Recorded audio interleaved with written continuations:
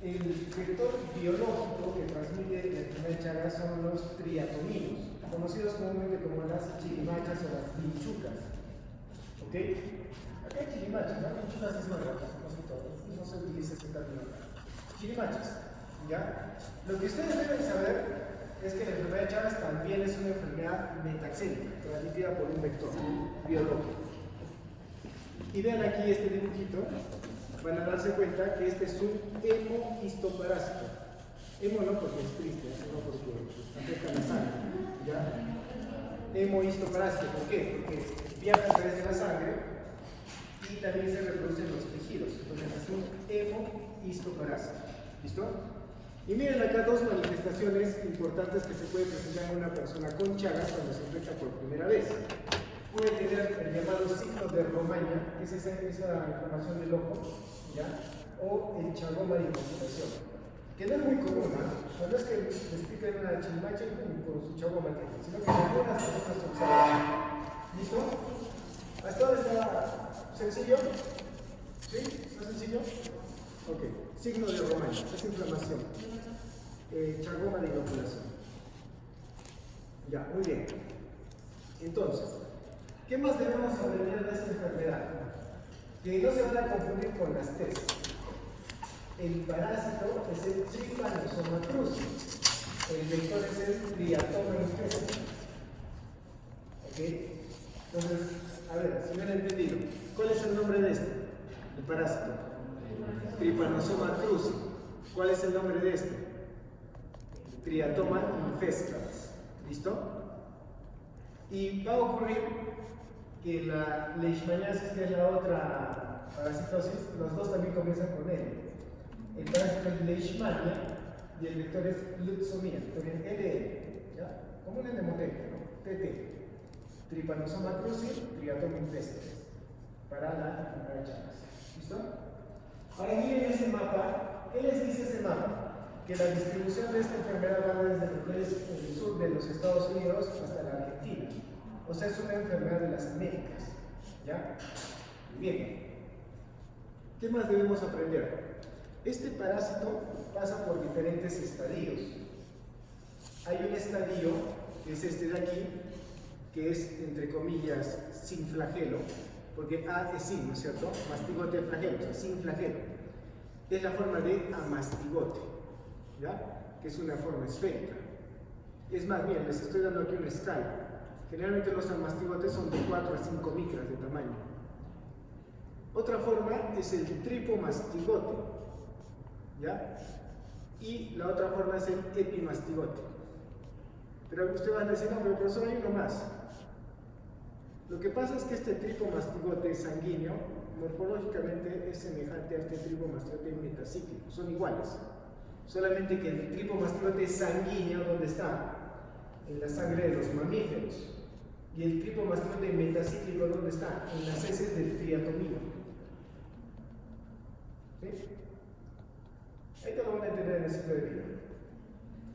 ¿Cuál es el mensaje? Solamente hay 3 estadios: amastigote, tripomastigote y epimastigote. Nada más, ¿correcto? Pero dice tripomastigote sanguíneo porque uno está en la sangre y el otro está en las heces de los triatominos. ¿Ok? Acá miren, quizás les ayude a esto. Ustedes van a ver los estadios de amastigote y tripomastigote en los mamíferos, como el hombre también.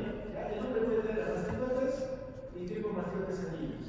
O sea, los animales domésticos, silvestres, sinantrópicos, pueden haber en sus tejidos, porque ¿qué hemos dicho que este es un parásito? Ya, entonces, ¿quién está en la sangre?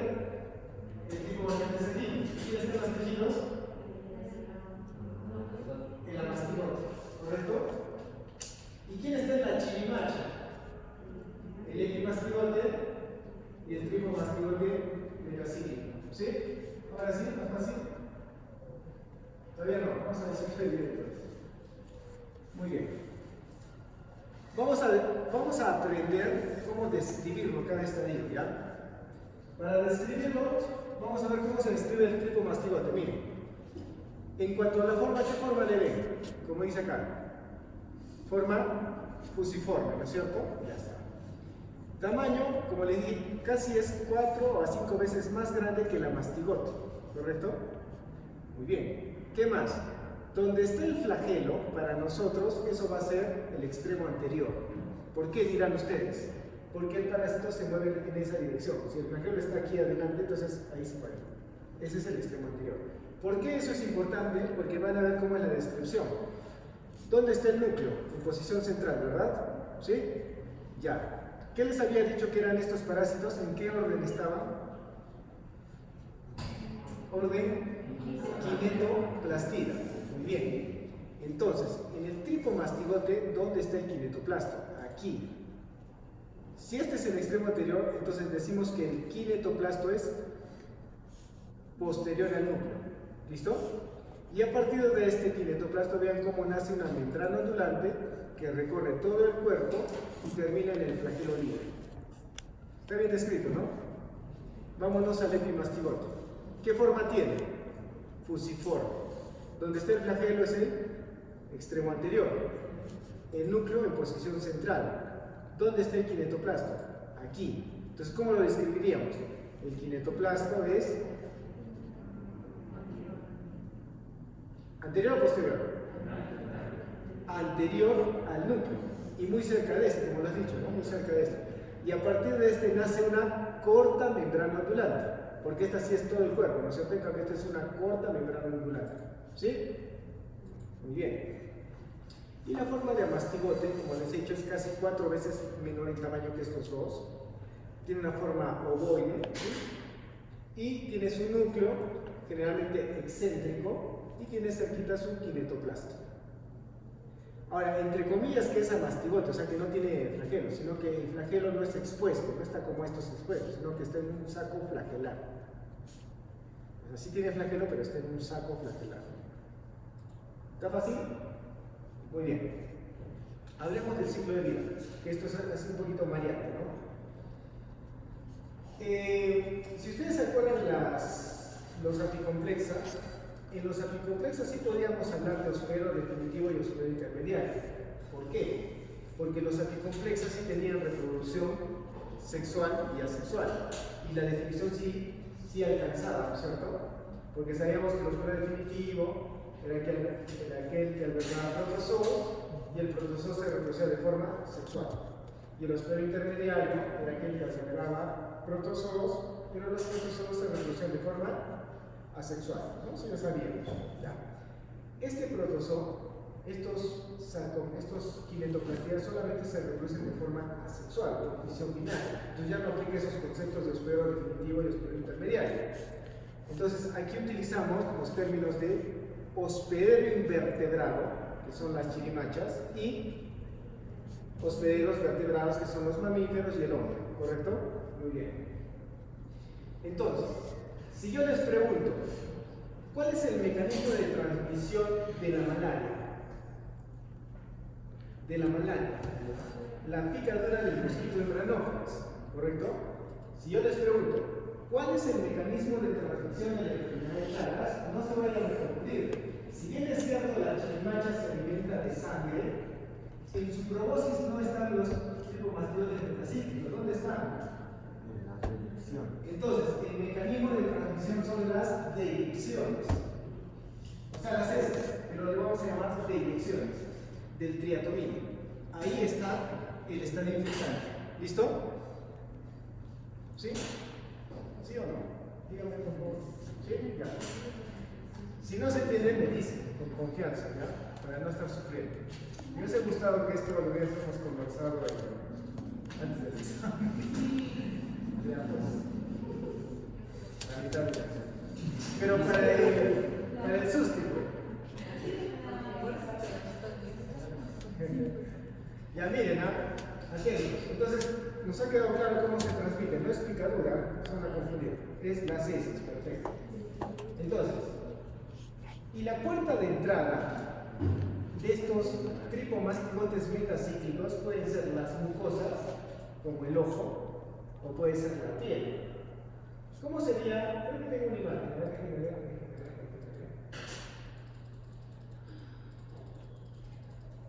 Un segundito. Creo que sí tengo una imagen de esto. Sí, acá la esos tripomastigotes pueden entrar a través de la piel o a través de mucosas como la conjuntiva. Se entiende súper fácil. A través de la piel, ¿cómo sería? El triatomino se alimenta, introduce su probosis, ¿no es cierto? Y causa una lesión. Y esa lesión al mismo tiempo causa prurito. Entonces, cuando él se rasca, ¿qué hace? Trae las deyecciones a esa puerta de entrada. Entonces, se entiende cómo se infecta, ¿no? Porque no es por la picadura, sino que como defeca al mismo tiempo que se alimenta, y en las heces hay tripomastigotes metacíclicos, como se rasca, trae esas heces a ese herida que le entra la probosis. Y por ahí ingresa. ¿Listo? Esa es una puerta de entrada, la piel. Otra puerta de entrada sería que ustedes estén durmiendo y la chirimacha esté cerca de la comisura del ojo. Comienza a picar por aquí y justo sus deyecciones están cerca de aquí. Y ustedes se rascan y comienzan a introducir las deyecciones del ojo. ¿Qué eso ocurre cuando uno está durmiendo? Entonces, podría ocurrir no tan exagerado como la imagen que les defeque en el ojo, sino que más se acerca y al rascarse hacen que introduzcan dos tripomastigotes metacíclicos. ¿Correcto? Entonces se entiende muy claro cómo es la transmisión. Cuando ingresa por piel, ¿qué se produce? El chagoma de inoculación, que les dije al inicio, ¿se acuerdan? Pero si ingresa por el ojo, ¿qué se presenta? El signo de Romaña. ¿Y cómo se caracteriza el signo de Romaña? Porque hay una inflamación bipalpebral. ¿Se dan cuenta que los dos párpados están inflamados? Ya, pero también se dan cuenta que es unilateral, que solamente uno de los ojos está afectado, no los dos. Entonces es una lesión bipalpebral, unilateral, indolora, porque usted no le duele. Está inflamado, pero no duele. ¿Y por qué son dos? Porque por ahí se infectado. Si acaso aquí no los Claro, si ocurriera que los dos, pero normalmente se observa esto. Y lo más importante es que esta inflamación no desaparece. Así la aplique un antiinflamatorio no reduce, sino que espontáneamente, pasado 30 días o 20 días, recién baja la inflamación. Así la aplique el más potente antiinflamatorio no baja, sino recién 20 días de forma espontánea. ¿Listo? Muy bien. ¿Está claro, no? Ya está. Regresamos aquí. Ya hemos visto que puede entrar por la piel o por el ojo. ¿Qué es lo que ingresa? ¿Qué es lo que ingresa? ¿Cuál es el estadio infectante? O en todo caso, ¿qué había en las heces o en las deyecciones? Los tripomastigotes metacíclicos. Eso es lo que ingresa. ¿Qué ocurre? Una vez que ingresan, ¿qué hay en la piel? Células dendríticas, algunos macrófagos, ¿no es cierto? ¿Y qué hace entonces? ¿Qué hacen esas células? Con el tripomastigote, ahí está el tripomastigote molestando y hay células dendríticas, ¿qué hacen? Pero nosotros no utilizamos el término se lo come, se lo fagocita, ¿cierto? Lo fagocita. Y una vez que ha sido fagocitado, ¿qué ocurre con este tripomastigote metacíclico? Cambia de forma, a la forma de amastigote. Y como amastigote se reproduce por fisión binaria. Y cuando comienza a reproducirse por fisión binaria, en algún momento llegan a destruir esa célula fagocítica. Y cuando la destruyen, esos amastigotes que se liberan se convierten ahora en tripomastigotes sanguíneos, que comienzan a viajar a través de la circulación. Y es lo que están viendo aquí, miren. Ingresó el tripomastigote metacíclico, se convirtió en amastigote, destruyó esta célula y comenzó a viajar a través de la circulación en la forma de tripomastigote sanguíneo. Y así comienzan a ingresar en diferentes órganos y tejidos, ingresan en las células, nuevamente se convierten en amastigotes, se reproducen por fisión binaria, destruyen esa célula, salen nuevamente a la circulación, se convierten en tripomastigote sanguíneo y así está constantemente esa persona infectándose. Amastigote, tripomastigote sanguíneo. Pregunta: ¿cuál es el estadio reproductivo en el hospedero vertebrado? El amastigote. Porque les he dicho, solamente el amastigote se reproduce por fisión binaria. Por acaso les he dicho que el tripomastigote sanguíneo. No, solamente el amastigote. ¿Correcto? Muy bien. Entonces, esta es una persona que en sus tejidos, ¿qué puede tener? Amastigotes que están dividiéndose, pero en su sangre va a tener tripomastigotes sanguíneos. Si viene una chirimacha sanita que solamente quería alimentarse y pica a una persona que tiene chagas, ¿con qué se infecta? ¿Qué hace la chirimacha? Es un hematófago. ¿Qué va a succionar? ¿Qué hay en la sangre? Tripomastigotes sanguíneos. Con eso se infecta, ¿correcto? ¿Qué ocurre con este? Miren, ¿qué ocurre con este tripomastigote sanguíneo en el intestino medio de la chirimacha? Se convierte en epimastigote. Y bajo la forma de epimastigote comienza a reproducirse por fusión binaria.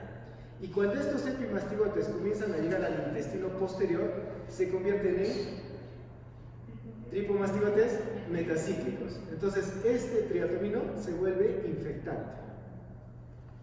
¿Cuál es el estadio reproductivo en el hospedero invertebrado? Epimastigotes, ¿correcto? Entonces, bajo la forma de tripomastigotes, no, ni en el hospedero vertebrado, ni en el hospedero invertebrado. ¿Está claro? Muy bien. Lo último sería que entiendan esto. Esta parte de aquí. Nos ha quedado claro que lo que ingresan son tripomastigotes metacíclicos. Lo pueden hacer por piel o lo pueden hacer a través de cosas como la conjuntiva. Incluso se los he dibujado, ¿no? Puede entrar por mucosa como la conjuntiva o por piel. Ya. ¿Qué hemos entendido? Que el tripomastigote metacíclico ingresa en una célula fagocítica y se convierte en amastigote. Y bajo esa forma se reproduce y termina destruyendo la célula. Y cuando destruye, ¿qué se libera?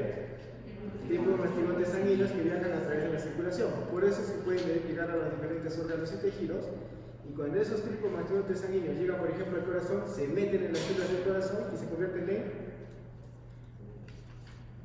en amastigotes nuevamente. Se reproducen, rompen esas células de los diferentes órganos y liberan nuevamente tripomastigotes sanguíneos. Ya, quiero que entiendan lo siguiente.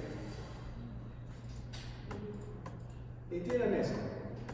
En una fase aguda de esta enfermedad, ¿qué hay? ¿Qué hay? Esto. ¿Qué está ocurriendo?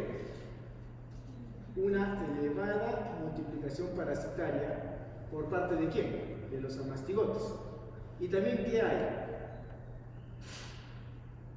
Una elevada parasitemia, o sea, gran cantidad de tripomastigotes sanguíneos. Eso ocurre en una fase aguda de la enfermedad de Chagas.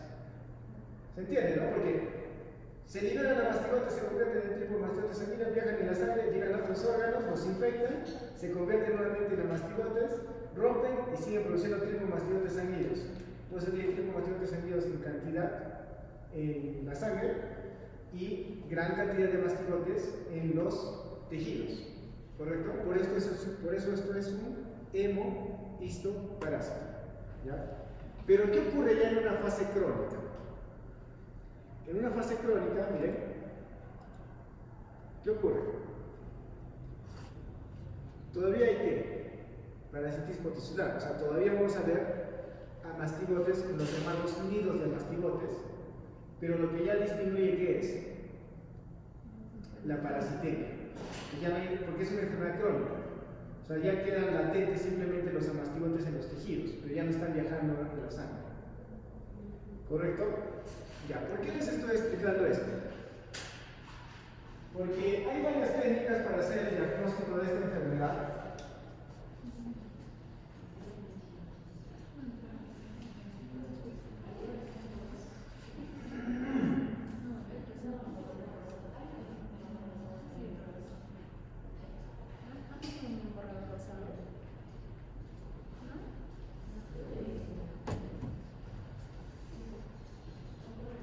¿Listo? Hay varias formas de hacer el diagnóstico, pero una forma es esta.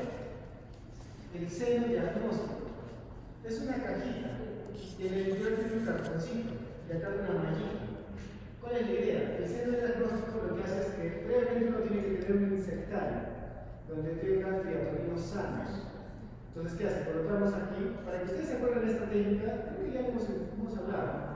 Les dije la regla del test, porque se utilizan las ninfas de tercer estadio, se aplican durante 30 minutos, amarrado al brazo, y se lee a los 30 días.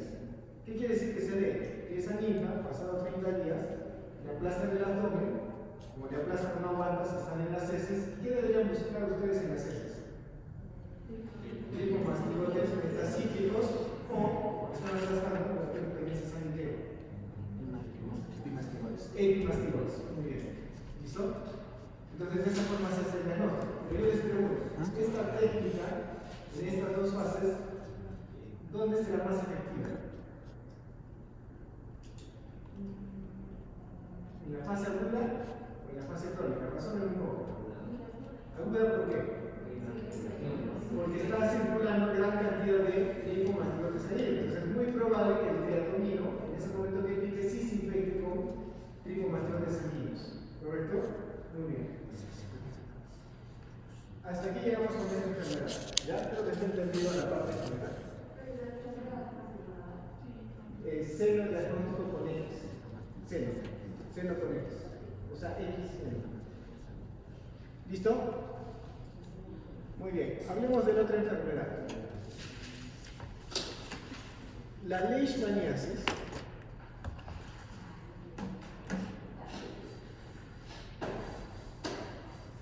es un parásito que también está dentro del orden Kinetoplastida, ¿correcto? Muy bien. La leishmaniasis, vean aquí, miren. Wilfredo, tu matito. Se lo pensé que era examen y me prestó un compañero. ¿Lo has prestado? Sí, sí. Por esta vez no Sí, sí, te sí, sí, ¿ya? por favor. Ya, entonces, la leishmaniasis, si ustedes observan ahí un mosquito, ¿qué podríamos decir? Que la leishmaniasis también es una enfermedad metaxélica, transmitida por un vector biológico. Sería bueno hacer una diferencia que es un vector biológico y que es un vector mecánico, ¿no es cierto? Muy bien. La diferencia entre un vector biológico es que los vectores biológicos son específicos por el agente patógeno que transmiten. ¿En qué sentido? Si yo les digo, el anófeles, ¿qué enfermedad transmite? La malaria, el plasmodio, ¿no es cierto? Que es el agente patógeno, ¿correcto? Si yo les digo, los triatoninos, ¿qué enfermedad transmiten? Chagas. Si yo les digo, el mosquito de Leucemia, ¿qué enfermedad transmite? Entonces hay una especificidad. No transmite cualquier agente patógeno. Ese agente patógeno ya está adaptado a ese vector. ¿Entienden? Diferencia con un vector mecánico. Y hagámoslo sencillo. Los vectores mecánicos solamente son o las moscas o las cucarachas. No, esos son fomites, son pequeños animales, no son vectores. Ya, entonces hagamos una diferencia. Por ejemplo, su compañero tiene yardiasis. ¿Listo? Entonces él se ve a campo abierto, viene la mosca, se posa sobre las heces de su compañero y la mosca se contamina con qué? Con los quistes de yardia. ¿Cierto? Pero si su compañero tuviera una ascaridiasis, ¿ya? Que es un nematodo, entonces saldrían sus heces huevos de ácido. Igual viene la mosca y se contamina con huevos de ácido. Si su compañero tiene, por ejemplo, una salmonelosis, y en sus heces salen bacterias de salmonela, viene la mosca y se contamina. O sea, no hay una especificidad. Los vectores mecánicos pueden transmitir virus, bacterias, hongos, protozoos, helmintos, y no hay especificidad. Porque simplemente contaminan sus superficies corporales con sus aparatos bucales y de esa forma transmiten. Porque ¿qué hace una mosca? Se posa, se contaminó con el quiste y después se posa en tu alimento. Y lo contamina tu alimento, con el quiste que... Pero puede ocurrir lo mismo con el huevo. O puede ocurrir lo mismo con una bacteria. ¿Correcto? Entonces no hay especificidad. ¿Está clara la diferencia? Esa es la primera diferencia. Segunda diferencia. En los vectores biológicos, el agente patógeno que transportan puede sufrir cambio o desarrollo, también llamado desarrollo, y o reproducción. Y les muestro el ejemplo de hace un momento.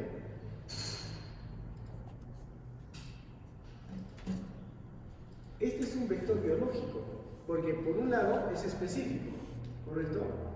Y por otro lado, ¿qué estamos viendo? ¿Con qué se infectó él? Con tripomastigotes sanguíneos. Pero miren que dentro de él, ese tripomastigote sanguíneo está sufriendo un desarrollo. ¿Se está convirtiendo en qué? Epimastigote, entonces hay desarrollo.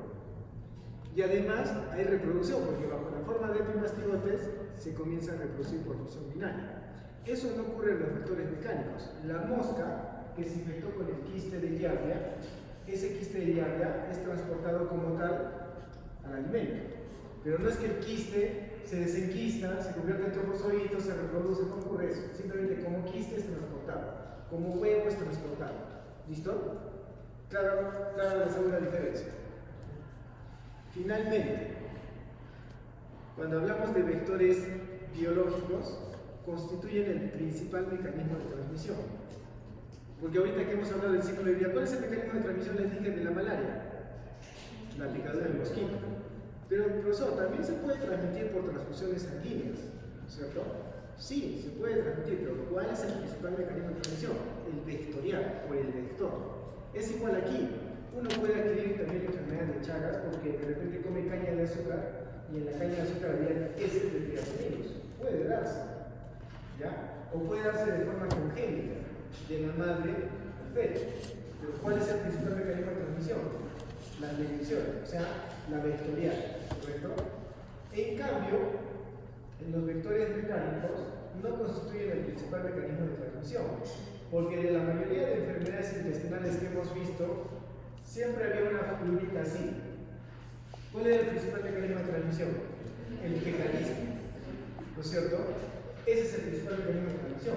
Pero también hemos dicho que en algunas enfermedades están los vectores mecánicos o las relaciones sexuales cerebrales. ¿Se acuerdan que les dije? Sí, eso mismo, creo. ¿Ya? Entonces, eso en mente como tres principales diferencias entre un vector biológico y un vector mecánico. Y está sencillo, porque la mayoría de vectores que ustedes vean que transportan van a ser biológicos, solamente son las moscas y las cucarachas que no son vectores mecánicos. Entonces no hay forma que se confundan. ¿Ya? Estábamos aquí. Este es principalmente un histoparásito. Leishmania, que es el agente biológico, es un histoparásito. Y en nuestro país les interesa conocer dos entidades, la UTA y la Espundia. Si por eso tengo un poco de pena, no pensé que les iba a preguntar eso. La UTA es la de la derecha, que es una pequeña úlcera que principalmente aparece en la cara y principalmente aparece en niños. ¿Ya? En cambio, la Espundia, que es la de la izquierda, ¿se están dando cuenta cómo está afectada la zona nasoorofaringia? Ya, entonces, quizás la mayoría de ustedes se van a dedicar al laboratorio, pero tienen muchos amigos de su promoción que se van a dedicar a campo. Y probablemente alguno de ellos vaya a tener que viajan a selva. ¿Ya? Muy bien. Nos contagiamos, dice. ¿De qué parte no? Vamos a lo importante. Ya, miren. UTA y Espundia. Ahí te vamos a ver la diferencia entre ambos, ¿ya? Más preciso. Ya, miren. Lo que tienen que entender de la leishmaniasis es esto. Sí, luego tengo que explicarlo. La leishmania, el género Leishmania es un género muy amplio, ¿ya? Como dice acá, miren, se conocen casi 53 especies de Leishmania, de las cuales 31 especies afectan a mamíferos y 21 especies afectan al ser humano. O sea, acá está un poco complicado, porque no es como en otras que hemos visto en Tamoa histolítica y solamente una especie. Acá hay hasta 21 especies que pueden afectar al humano y 31 especies a mamíferos. Entonces, es un género muy amplio, ¿ya? Ahora miren acá, incluso se suele hablar de la leishmaniasis del viejo mundo, o sea, países como Europa, Asia, y la leishmaniasis del nuevo mundo, por ejemplo en las Américas. ¿Por qué? Porque se ha observado que algunas de estas especies están restringidas al viejo mundo y otras al nuevo mundo. Por eso se habla de tipos diferentes de leishmaniasis, ¿correcto? ¿Esto por qué les menciono? Por esto. No todas las leishmanias causan lo mismo. Sí te puedo decir por ejemplo, que el Trypanosoma cruzi es la única especie que causa una manipulación signo de Romaña. En cambio, hay algunas leishmanias que te pueden causar leishmaniasis cutánea. Eso que les dije, esas úlceras, ¿ya? Pero pueden haber otras leishmanias que te causen la leishmaniasis mucocutánea. Pueden haber otras que te causen una leishmaniasis difusa, porque no hay una buena respuesta inmune. Y hay unas que están principalmente en Europa que causan la leishmaniasis visceral. Entonces, ¿qué es lo que deben tener en mente? Dependiendo de la especie, hay la manifestación clínica y es muy amplia. Puede ser una cutánea, una mucocutánea, una difusa o una visceral, ¿no? Es amplia, ¿correcto? Muy bien. Entonces, como este género es muy amplio, hay muchos criterios que se utilizan para identificar las especies. ¿Ya? Un criterio es la distribución geográfica, y ya se las he dicho. Hay leishmanias que están del viejo mundo y hay leishmaniasis del nuevo mundo. Entonces, un criterio es la distribución geográfica, ¿correcto? Pero otro criterio de clasificación es el comportamiento biológico del parásito que tiene en el vector. Y de acuerdo a eso se han establecido 3 subgéneros. Se habla del subgénero Sauroleishmania, del subgénero Leishmania y del subgénero Viana. O sea, ¿qué les estoy diciendo? Que todos ellos son igualitos morfológicamente. Pero, por ejemplo, las leishmanias, que son del subgénero Sauroleishmania, tienen este comportamiento. Miren, se reproduce en la parte posterior del intestino del vector. Por eso, o sea, si tú tienes una leishmania y analizas al vector, al mosquito, y ves que solamente se reproduce en la parte posterior del intestino, entonces, ¿qué subgénero es? Sauroleishmania. Si se reproduce en la parte anterior del intestino del mosquito, ¿qué subgénero es? Leishmania. Y si se reproduce en todo el intestino, género Viana. Ese es otro criterio de clasificación. También hay criterios moleculares inmunológicos. Por ejemplo, si hacemos un perfil de enzimas, podemos hablar de simodemas. Entonces, de acuerdo al perfil de enzimas, hablas de leishmanias que están en determinados grupos de simodemas. Pero si haces, por ejemplo, estudios con anticuerpos monoclonales, vas a tipificar a las leishmanias por serodemas. Y si utilizas ideaciones de la lepidoplasma, hablarás de esquizodemas. Ese es otro criterio, ¿correcto? Y hay uno final, que les he dicho. También puedes clasificar a las leishmanias porque aquellas leishmanias que causan ¿qué? Leishmaniasis cutáneas, mucocutáneas, difusas o viscerales. ¿Se dan cuenta? Por eso es un poco complejo este ejemplo.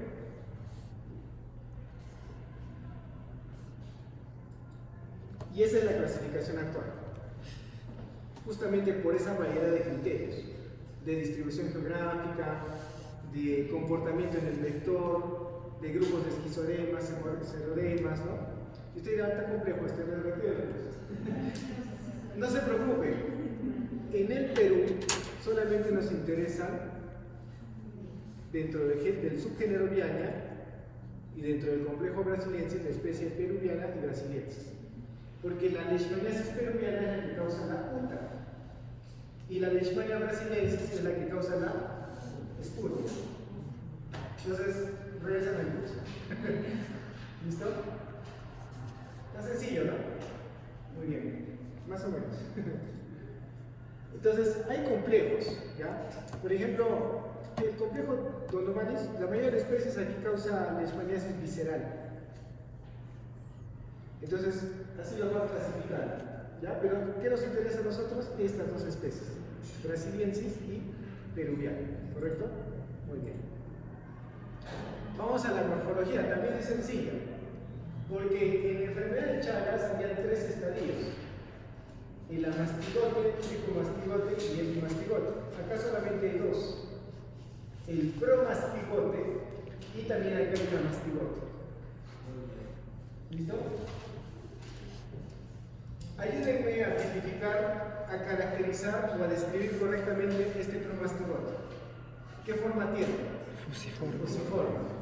¿Cuál es el extremo anterior? Donde está el flagelo. el núcleo está en posición central. Entonces, ¿cómo describimos al kinetoplasta? Anterior al núcleo. ¿Pero qué no están observando? La membrana, que no hay membrana ocular. Entonces, sí se puede diferenciar entre, lo pueden diferenciar un tricomastigote, un epimastigote y un promastigote. Sí, ¿no? Está fácil. Porque ¿quién tiene membrana ocular durante todo el cuerpo? El tricomastigote. ¿Quién tiene una corta membrana ondulante? Epimastigote. ¿Y quién no tiene membrana ondulante? Promastigote. Entonces está fácil, ¿no? Sencillo. Y además, como hay dos estadios, también está fácil. Porque van a encontrar ustedes en el hombre a los amastigotes. Y si yo les pregunto, ¿cuál es el estadio reproductor del hombre? Amastigote. Y si les pregunto, ¿cuál es el estadio reproductor en el recto? Promastigote. Está más sencilla esta enfermedad. ¿Correcto? Ahí está, miren. Incluso, ¿qué estadio está en cada hospedero? ¿Este qué hospedero sería? Invertebrado, muy bien. ¿Y este? Vertebrado. Porque no hay reproducción sexual y asexual, solamente asexual. ¿Listo? Muy bien. Ya ven, ya está en capos. Esta enfermedad metaxémica también tiene su propio mecanismo de transmisión y es a través de la regurgitación. Entonces tenemos picadura, deyecciones y acá regurgitación. Ustedes dirán, ¿por qué regurgitación? Fácil, fácil de entender. Miren, cuando este mosquito pica a una persona con leishmaniasis, se infecta con la mastigota, porque hemos dicho que los mastigotes están aquí, ¿cierto? Se infecta y en el mosquito estos amastigotes en que se convierten. Promastigotes. Y bajo la forma de promastigotes se reproducen por fisión binaria. ¿Se acuerdan de Pseudoleishmania, Leishmania binaria? ¿Dónde ocurría la reproducción? En el intestino, ¿cierto? Como ocurre en el intestino, pueden llegar a obstruirlo. Tal cantidad de reproducción ocurre que lo obstruye. Entonces, cuando el mosquito se alimenta de sangre y está obstruido, ¿qué pasa? No pasa la sangre. Y si no pasa la sangre, ¿qué va a ocurrir? Lo regurgita. Y en ese proceso de regurgitar, ¿qué se está saliendo? Los promastigotes. Por eso es que el mecanismo de transmisión es la regurgitación. ¿Listo? ¿Cuál es el estadio infectante para el hombre? Los promastigotes, porque eso es lo que sale en la regurgitación. ¿Qué hacen estos promastigotes? Son fagocitados. Y una vez que son fagocitados, ¿se convierten en qué? Amastigotes. Y bajo la forma de amastigotes se reproducen por fisión binaria y terminan destruyendo el macrófago o monocito donde estén alojados, ¿correcto? Y lo destruyen y de esta forma van infectando otros tejidos. Pero ¿cuál es el problema que destruyan estas células fagocíticas? Que las células fagocíticas de por sí que tienen en su interior enzimas líticas. Y eso es lo que ayuda pues a la destrucción. Por eso es que una persona presenta esas úlceras. Porque se destruyen, ¿no es cierto?, estas células y sus enzimas líticas destruyen el tejido. ¿Correcto? Muy bien. ¿Está claro el ciclo de vida? Es sencillo.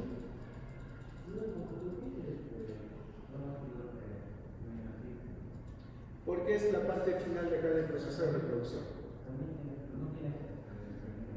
No, solamente puedes llamarle promastigote o promastigote metacílico. No hay problema. Consideren que el perro también le da leishmaniasis, hay la leishmaniasis canina. Y ese es un problema, que el perro en este caso sería un reservorio.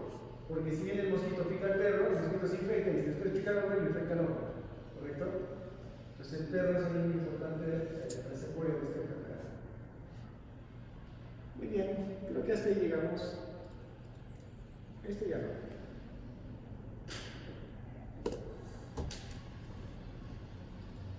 Láminas para el día de hoy. Que sí tenemos.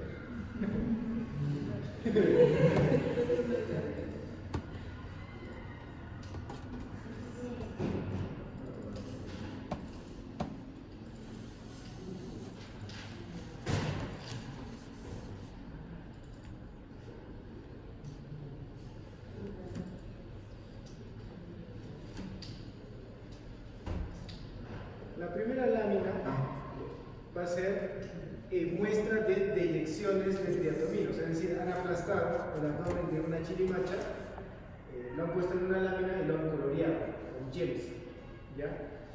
Como lo han aplastado, ahí van a poder ver dos cosas: tripomastigotes metacíclicos o epimastigotes, y ya saben reconocerlos.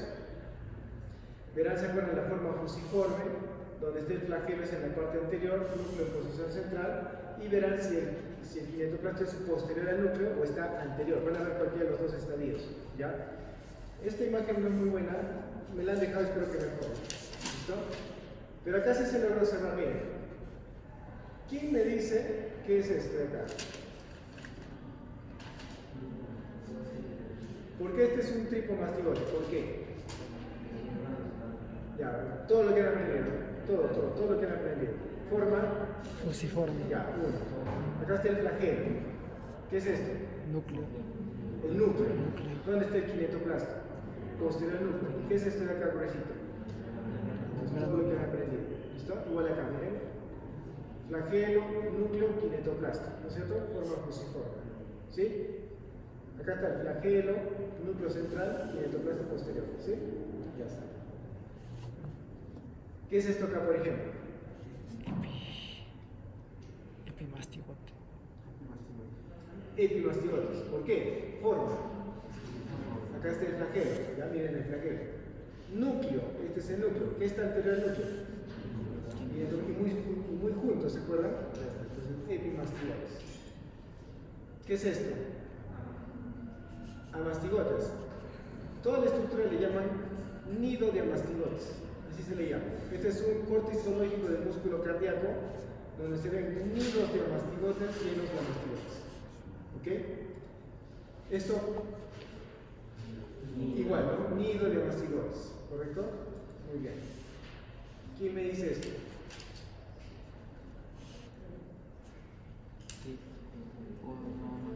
Este es un tipo de mastigos sanguíneo por la forma fusiforme, núcleo central, kinetoplasto posterior al núcleo y membrana ondulante. ¿Correcto? Fácil. Esto de acá, promastigotes de Leishmania. Alguien dirá, no le creo, vamos a ver. Enfóquense en este. Enfóquense en este. Acá está el flagelo, ¿no es cierto? Aquí está el núcleo. ¿Y qué estamos viendo? Que el kinetoplasto es, pero más separado que el epimastigote, porque el epimastigote es más juntitos. ¿Sí? Ya está. Sí, membrana ondulante, muy bien. Y esta es la parte más difícil. Esta.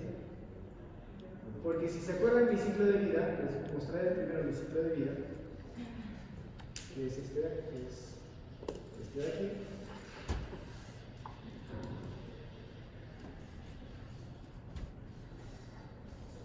Una persona tiene una úlcera, ¿ya? Puede ocurrir dos cosas: que ustedes logren pegar una lámina a la úlcera, o una biopsia de la úlcera y hacen una impronta de biopsia para que logren pegar parte de lo que haya, de las células que hay en esta biopsia a la lámina. Lo colorean. ¿Y qué deberían encontrar en una muestra? Esto. ¿Qué es esto? Ya, pero ¿en dónde está? En una célula fagocítica, ¿correcto? Entonces, eso es lo que más o menos acá les están tratando de demostrar. Esta es una célula fagocítica, este es un polimorfo nuclear, y acá están los amastigotes. Pero ¿cómo reconocíamos los amastigotes? Si es que alguien se acuerda. ¿Qué tenía un amastigote? Forma ovoide, redondeada, muy bien. ¿Y adentro qué había? El núcleo y el kinetoplasto. ¿Se acuerdan? Ya, esto por ejemplo, hay algunos que están libres. El de acá está mejor, miren. ¿Pueden ver este? Formovoide, núcleo, kinetoplasto. Estas sí son muestras difíciles de leer. Hay que tener cierto expertise, ¿ya? Tal es así de que incluso a veces suele ocurrir que, a pesar que acá está el método referencial, a veces envían las muestras acá y la única que lee aquí es la profesora Nancy, porque ella tiene una práctica para encontrar muestras que a veces reportan negativas, la vuelve a andar acá y llega a encontrar los amastigotes. La profesora Nancy, ¿ya? Entonces sí hay que tener acá cierta pericia para poder encontrar. A veces se encuentra uno solo, pero ya es positivo. Entonces sí habría que practicarse, entrenarse en esta parte. No es tan fácil, porque son muy pequeños y pueden estar o libres o dentro de células fagocíticas. ¿Ya? Si alguien le da curiosidad cómo es esto de la impronta de biopsia, no tengo ninguna imagen. Profesor, eso se ve en microscopio a 100x. En 100x, Así. en aumento de 100x. Ah, ya. Está bien. Esta es la impronta de biopsia. O sea, le sacan una muestra al niño, ¿ya? Así pueden sacar con una aguja, con un sacabocado, y al final esa biopsia hacen una impronta, hacen que se pegue a la lámina. ¿Ya? Y lo demás no lo botan, ¿no? Lo envían al laboratorio patológico para estudio histológico. Porque el médico tiene que asegurarse de dar diagnóstico. Porque ¿qué pasaría si la impronta de biopsia sale negativo? No ven, pero el paciente está negativo tu resultado de Leishmania.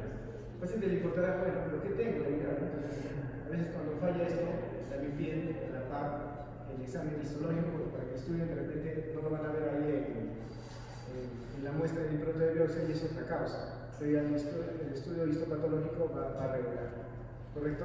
Entonces siempre tiene esos dos caminos la biopsia. Y lo que se observa en los niños son esas úlceras, pero son úlceras indoloras, induradas. No duelen. Está la ulcerota ahí, no duele. ¿Correcto? Y finalmente, lo que sí les quería hablar era la diferencia entre la UTA y la espunia.